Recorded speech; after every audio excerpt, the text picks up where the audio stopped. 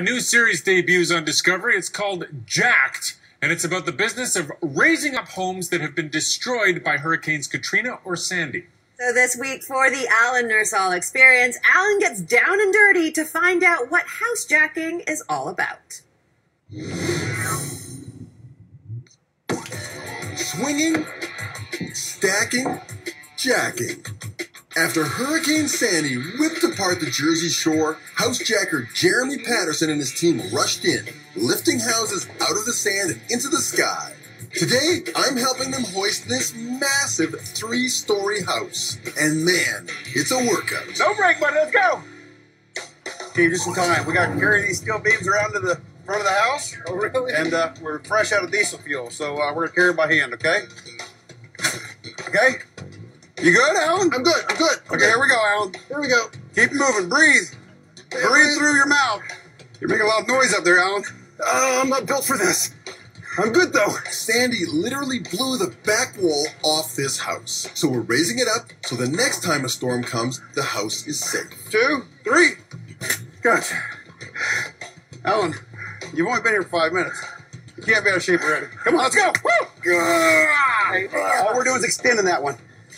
Okay. So we got to carry a whole bunch of 2-footers. There's a load of 2-footers. Okay? Keep stacking them up to the moon now. Just stacking them straight up. Swing in this way? Now we go get our unified jack machine and we start running hoses. Really? So we're ready to start moving to hydraulics. Off we go, buddy. Let's jack this house. This is what the inside of the house looks like. Well, you know, imagine this. There used to be a floor here. Sandy came through, blew in this wall, and there was literally 18 inches of sand here. So they had to rip out the floor, and, you know, this is what we have left. What are we doing with these babies? Ugh. So these are our jacks, okay? So you can see the steel grid that we have here, okay? And there's 8 cribs underneath the bottom of the steel beams. These jacks sit inside the cribs, hydraulic hose and hooks to it, and we're going to jack the house up. So if you grab the jack, okay? You see all the notches? Yep. It is able to adjust to different heights inside of our cribs. How many of these bad boys does it take to lift this house? So we got 14 of these bad boys set so far, and we're going to set 2 more after the first push.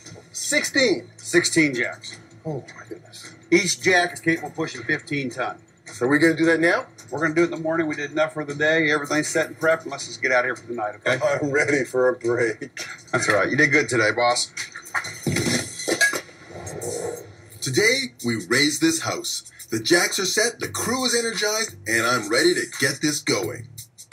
And you see, we're going to set these levers to where the pressure's going to be. Right. If these pressures change on these levers, there's a problem. I'm going to set them, and if one moves, you say, ho, because we got a problem, okay? Your eyes are as important as my eyes today. How much tolerance do you have for going off level? Okay, that's a good question. Here, you ready? Put your fingers out like this. Okay? So here's our house, okay? Now watch. Mine falls. So you have no tolerance. So because you're so top heavy, a 1/4 inch on your jacks is literally 3 or 4 inches. It's like the Leaning Tower of Pisa. So here we go, Alan. We're ready to go right now. It's literally, I'm going to pull the lever. You watch the gauges. Here we go. Okay, you ready? You betcha. Here we go. Here we go! Right now, hydraulic fluid is being sent to each of the 14 jacks, and each jack is lifting about 13,600 kilograms, making the house go up. Is the house resting on the beams now? Yes, the house is all in the beams, which is all in the jacks. Now here's the illusion that you got to make the house think that it's still sitting on all this foundation. In reality, it's sitting on about 40 points of only a foot wide. Right. That's some engineering there, buddy.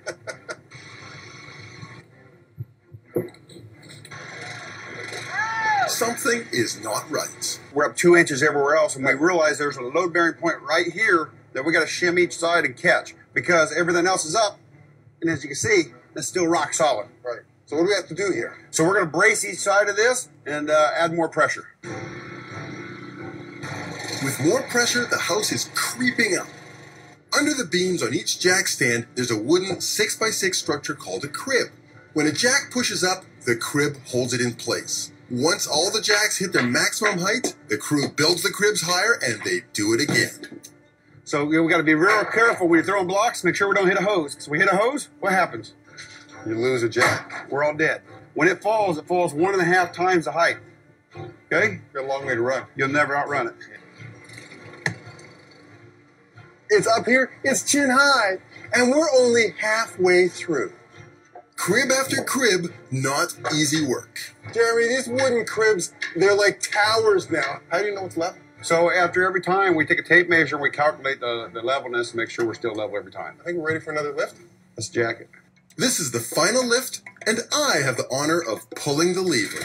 Pull the lever my way. Here we go. There you go. You're jacking your first house.